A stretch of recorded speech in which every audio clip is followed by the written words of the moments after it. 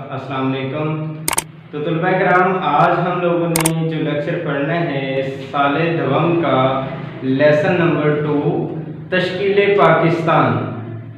تشکیل پاکستان دو الفاظ کا مجموعہ ہے، ایک تشکیل اور دوسرا پاکستان۔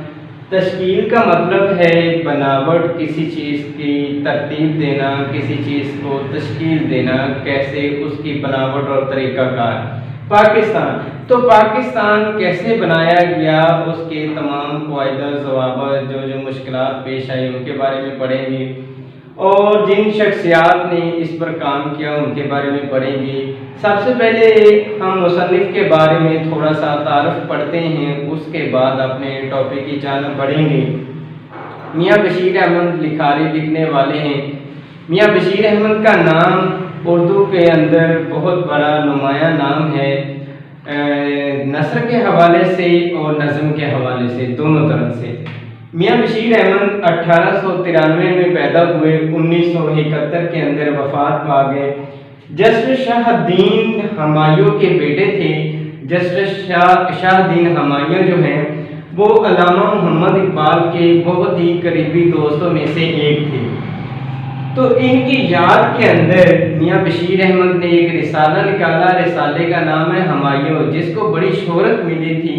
ان کی یادگار کے اندر یہ انہوں نے رسالہ نکالا 1922 کے اندر، اور یہ قیام پاکستان کے بعد تک جاری ہوتا رہا، شائع ہوتا رہا۔ میاں بشیر احمد نے BA کا جو ایگزام پاس کیا وہ GC یونیورسٹی آج کل جس کا نام ہے، اور پرانا نام گورنمنٹ کالج لاہور ہے، وہاں سے BA کا ایگزام پاس کیا۔ اس کے بعد BA آنر کے لیے آکسفورڈ چلے گئے۔ آکسفورڈ سے پڑھنے کے بعد انگلستان سے بیرسٹر بن کر واپس لوٹے، اور واپس آ کر پاکستان میں کام کرنا شروع کر دیا۔ میاں بشیر احمد کے بارے میں یہ بھی مشہور ہے کہ انجمن اردو پنجاب کے بانیوں میں ان کا شمار ہوتا ہے۔ تو اس کے بعد ہے جی اردو کی سفارت کے حوالے سے، اردو کی ترقی کے حوالے سے میاں بشیر احمد بہت ہی ایک سرگرم رکن کے حوالے سے پہچانے جاتی ہیں۔ میاں بشیر احمد کا انتخاب یا میاں بشیر احمد کا شمار مسلم لیگ کے سرگرم رکن کے اندر ہوتا ہے۔ پاکستان کے سفیر بھی رہے ہیں ترکی کے اندر میاں بشیر احمد، اور اس کے علاوہ انہوں نے کتابیں لمبی چوڑی نہیں لکھی ہیں، کم لکھا ہے، لیکن بہت ہی نمایاں لکھا ہے۔ اردو مضمون کے حوالے سے انہوں نے کام کیا، تو مضمون جس کے اندر اپنے خیالات کو مختصر اور جامع انداز میں بیان کرنا مضمون نگاری کہلاتا ہے۔ تو مضمون کے حوالے سے ان کی ایک کتاب ہے کارنامہ اسلام، یہ مضمون کے حوالے سے ہے، اور اس کے اندر مختلف طرح کے مضامین شامل ہیں، جس میں سے ایک مضمون تشکیل پاکستان بھی ہے۔ تو میاں بشیر احمد کی ایک اور کتاب ہے طلسم زندگی۔ اس کے علاوہ ان کی ایک وجہ شہرت ہے جو ہر بندہ جانتا ہے، پہچانتا ہے، پڑھا لکھا آدمی۔ ایک نظم تھی ملت کا پاسبان محمد علی جناح، یہ ہر بندے نے سن رکھی ہے۔ تو یہ لکھی گئی نظم کس کی ہے؟ میاں بشیر احمد کی۔ تو میاں بشیر احمد کا تعارف یہی تھا۔ آگے ہم پڑھتے ہیں تشکیل پاکستان کے تعارف کے حوالے سے۔ یہ ایک مضمون ہے تشکیل پاکستان، صنف کے اعتبار سے اگر ہم دیکھیں تو وہی بات جو میں نے پہلے کہی ہے کہ اپنے خیالات کو ایسے جامع اور مختصر انداز میں بیان کرنا کہ جس سے پورا موضوع یا ٹاپک واضح ہو سکے۔ پھر یہ کارنامہ اسلام سے ماخذ سبق ہے۔ اس کے بعد اس کے اندر مسلمانوں کا 250 سالہ جو دور ہے اس کے حالات و واقعات کو بیان کیا گیا ہے۔ تو یہ 1760 سے لے کر 1947 کے جو حالات و واقعات گزرے ہیں اور پاکستان کی تشکیل بننے میں گزرے ہیں، ان کے حوالے سے اس میں بیان کیا گیا ہے۔ اس کے ساتھ ساتھ یہ کچھ شخصیات ہیں جن کے بارے میں بیان کیا گیا ہے۔ شاہ ولی اللہ ہے، سید احمد بریلوی ہے، سید احمد خان ہے، علامہ محمد اقبال ہے، اور قائد اعظم رحمۃ اللہ علیہ ہے۔ تو ان کی خدمات کا بھی ذکر تشکیل پاکستان کے اندر کیا گیا ہے۔ یہ سبق کا تعارف تھا۔ اب ہم جانتے ہیں خلاصے کے اہم نکات کو۔ یہ نکات کو اگر آپ یاد کر لیتے ہیں تو آسانی کے ساتھ خلاصہ لکھ سکتے ہیں۔ تو سب سے پہلے دیکھیے گا وہ بیان کرتا ہے کہ ہندوستان میں مسلمانوں کی حکومت औरंगजेब आलमगीर जो एक मुसलमान हुक्मरान गुजरा है, उसकी 1707 में वफात हो जाती है। तो उसके बाद तकरीबन 250 साल तक रही है, लेकिन वो एक नाम निहाद हुकूमत रही है। फिर 1707 में 1703 के अंदर अंग्रेज दिल्ली के अंदर दाखिल हो जाते हैं तिजारत की गरज से, और जान जाते हैं मुसलमानों के हालात वाक़यात को, अंदर से हुकूमत खोखली हो चुकी होती है, मुसलमानों के हुक्मरानों का किसी किस्म का कोई रोक दबदबा या अपना कंट्रोल नहीं होता। तो अंग्रेज ये चीज़ जानते हुए मुसलमानों के अंदर मुख्तलिफ तरह की तखरीब कारियाँ करना शुरू कर देते हैं। फिर उनके बाद आते हैं मुसलमानों के बिगड़े हुए मुआशरे की इस्लाह करने के लिए एक अल्लाह वाले आते हैं, बुजुर्ग आदमी शाह वलीउल्लाह ने आकर मुसलमानों की बिखरी हुई तहजीब को इकट्ठा करना, मुसलमानों को एक प्लेटफॉर्म पर इकट्ठा करने की सही की कोशिश की। उनके बाद उनके बेटे शाह अब्दुल अजीज आते हैं, उनका जिक्र किया जाता है। फिर उसके बाद सैयद अहमद बरेलवी शहीद का जिक्र है, जिन्होंने मुसलमानों की तकरीबन 16 साल या 15 साल खिदमत की, और उनकी खिदमत का दौरानिया है 1816 से लेकर 1831 तक। उन्होंने मुसलमानों को एक प्लेटफॉर्म पर इकट्ठा किया, मुसलमानों की मुख्तलिफ मुकामात पर इस्लाह की। तो अपने ही कुछ साथी दोस्तों की वजह से, गद्दारों की वजह से बालाकोट के मुकाम पर शहीद हो गए। उनके बाद एक जिक्र आता है जी 1857 की जंग का। जब 1857 की जंग, जिसको मुसलमान जंग आज़ादी के नाम से याद करता है और अंग्रेज उसको जंग गदर के नाम से याद करता है, तो ये जो 1857 की जंग हुई, इसमें मुसलमानों के हालात और ज़्यादा ख़राब हो गए, अंग्रेज़ों की हुकूमत हो गई। तो अंग्रेज़ों ने मुसलमानों पर बहुत ज़्यादा जुल्म सितम किया, मुसलमान ज़ेरे आताब आ गए। फिर इसके अंदर जिक्र किया गया है 1837 के अंदर फारसी का अदालतों से खारिज करना, ये भी एक बहुत बड़ा मसला पेश आ गया था, उसके बारे में थोड़ा बयान किया है। तो इस वक्त मुसलमानों की हालत बहुत ज़्यादा ख़राब हो चुकी होती है। जब 1857 की जंग होती है, तो उसके बाद मुसलमान बिखरे हुए एक मुआशरे के अंदर रह रहे होते हैं, ज़िंदगी गुजार रहे होते हैं, और बड़ी ही कसमा पुरसी की ज़िंदगी गुजार रहे होते हैं। तो सर सैयद अहमद खान जैसी एक बहुत बड़ी शख्सियत आती है, जो कि फरिश्ता नुमा शख्सियत है, मुसलमानों को एक जगह पर इकट्ठा करती है, मुसलमानों की इस्लाह करती है, हर लिहाज से, अदबी लिहाज से, इखलाकी लिहाज से, तहजीबी लिहाज से, मुआशरती लिहाज से।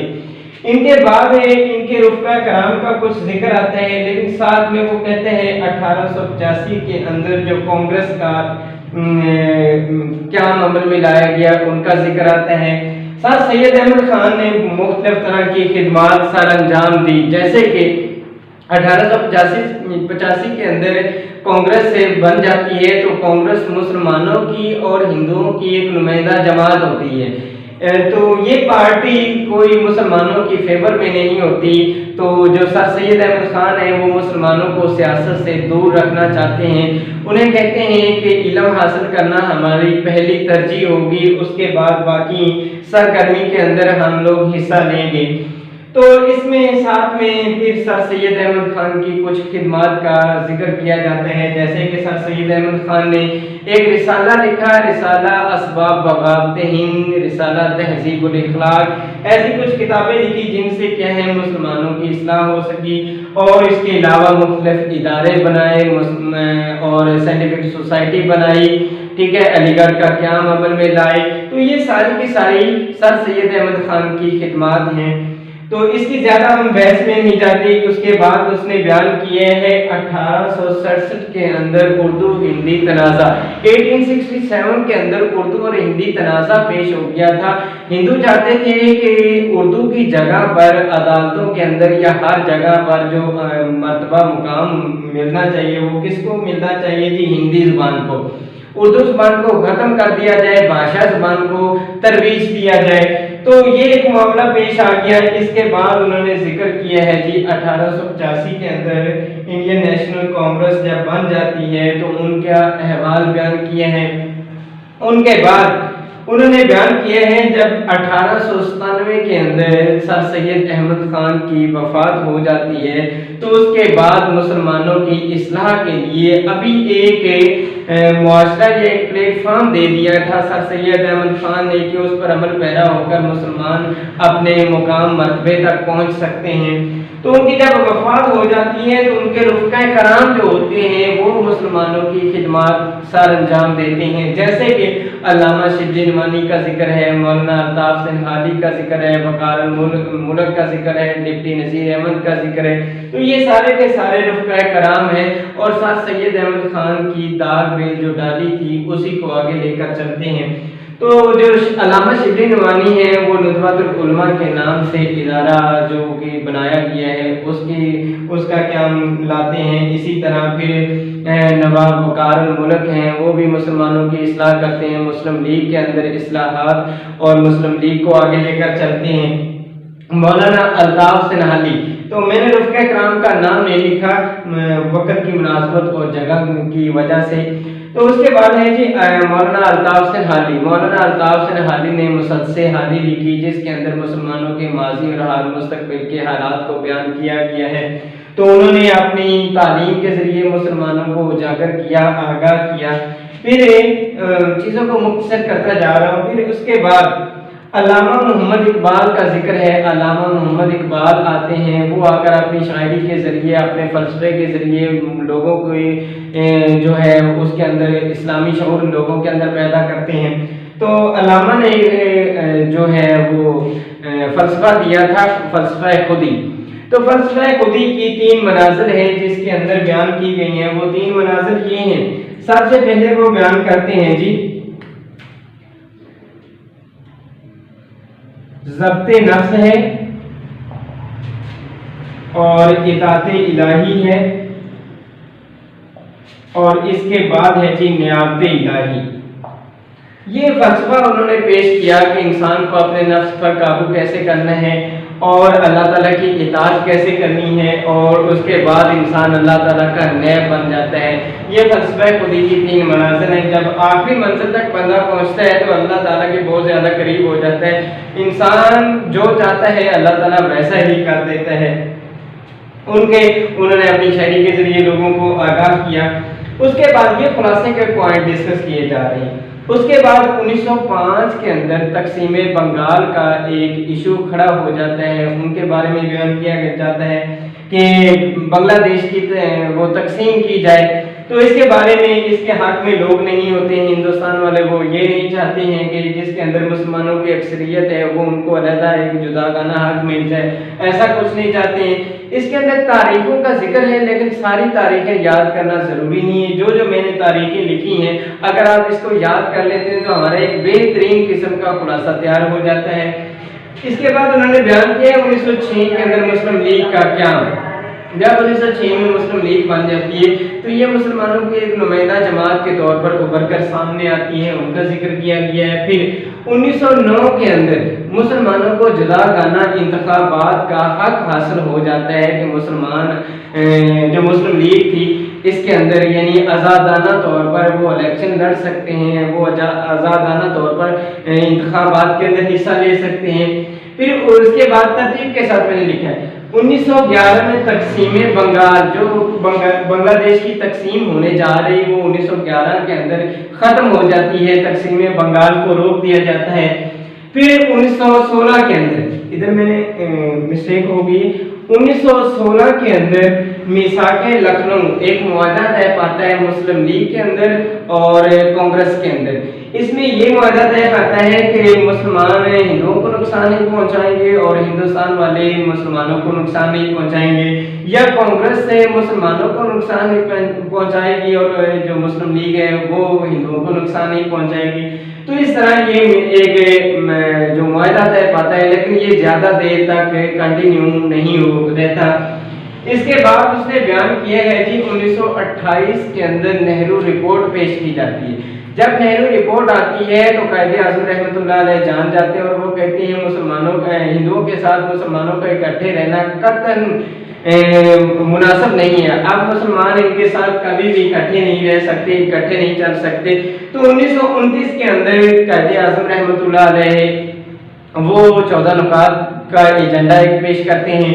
تو 14 نکات کے اندر تمام اصلاحات کو بیان کیا گیا ہے. اس کے بعد بیان کرتا ہے جی 1930 کے اندر ڈاکٹر علامہ محمد اقبال الہ آباد کے اندر ایک خطبہ پیش کرتے ہیں, ان کا ذکر ہے. پھر اس کے بعد 1935 میں ایک نیا انڈین ایکٹ وہ نافذ کیا جاتا ہے. یہ ایک نام نہاد قسم کا برطانوی گورنمنٹ کی طرف سے ایکٹ پیش کیا جاتا ہے. اس کے بعد اس نے بیان کیا ہے کہ 1937 کے اندر انتخابات ہوتے ہیں, جس کے اندر جو کانگریس ہوتی ہے وہ اس کو اکثریتی علاقوں کے اندر کافی زیادہ اکثریت کے ساتھ وہ کامیابی حاصل ہو جاتی ہے. اور اینڈ پر اس نے بیان کیے ہیں 45 اور 46 کے انتخابات. 45 اور 46 کے جو انتخابات ہوتے ہیں اس کے اندر مسلمانوں کو مسلم اکثریتی علاقوں کے اندر کامیابی حاصل ہوتی ہے, اور جو ہندو ہیں ہندوؤں کو ہندی اکثریتی علاقوں کے اندر کامیابی حاصل ہوتی ہے. تو اسی طرح پھر 14 اگست 1947 کو پاکستان بن جاتا ہے. اس سے پہلے برطانوی حکومت کہتی ہے کہ ہم جون 1948 کے اندر ہندوستان کو خالی کر دیں گے اور آزادانہ حکومت بنا دیں گے. لیکن اس سے پہلے ہی معاملات اتنے گرم ہو چکے ہوتے ہیں کہ 14 اگست 1947 کو پاکستان بن جاتا ہے اور 15 اگست 1947 کو برصغیر کی تقسیم ہو جاتی ہے, یعنی کہ ہندوستان کی تقسیم ہو جاتی ہے.